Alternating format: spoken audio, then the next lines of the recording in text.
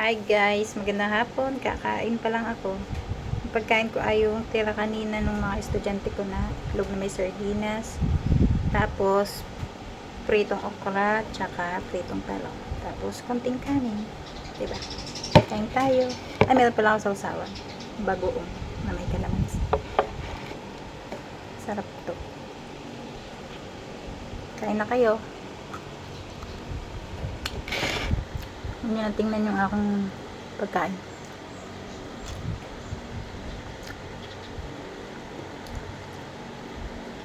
Pinatulog ko muna kasi yung aking bunso at magliligalig na naman habang ako'y nakain. Kaya late na ako nangangabian.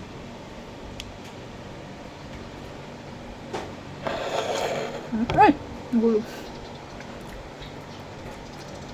Okra.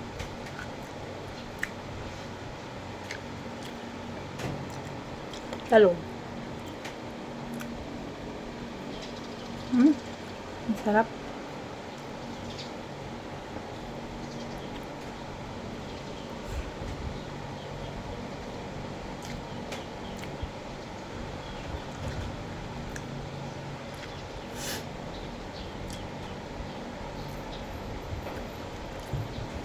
Sarap pala ng na bagoong sausawan. Hindi ako mahilig dito eh. Yung asawa ko lang, hindi siya luto. Excuse. Naglagay lang siya ng kalamansi. Ginaya ko. Masarap naman eh.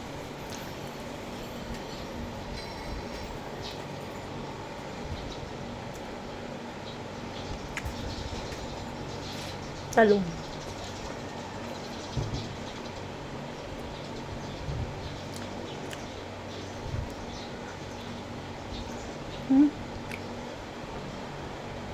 Sarap.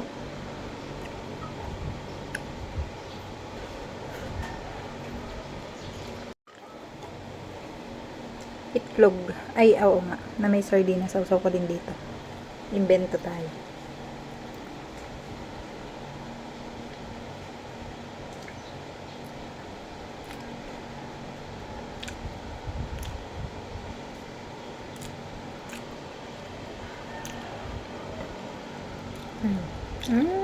Sarap.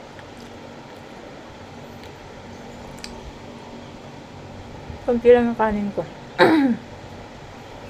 Tinatry ko kasi mag-diet. Mataba ko na. Kasi naman kada kakain ko, diretso upo. Kasi yung bunso kong anak maligalig. Gusto laging kakalong sa akin eh. Lalo na pag kami lang dalawa, wala yung mga ate nasa school. Tapos yung daddy nasa trabaho. Iniinip siguro kaya ganun. Gusto nakakalong sa akin.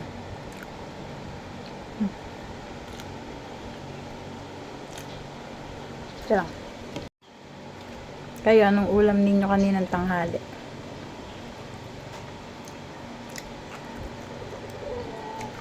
Okra. Pag wala yung asawa ko, prito. Hindi siya mahilig sa prito eh. Gusto niya yung sinasapaw sa sinain. Ubusin ko na to guys. Bye bye.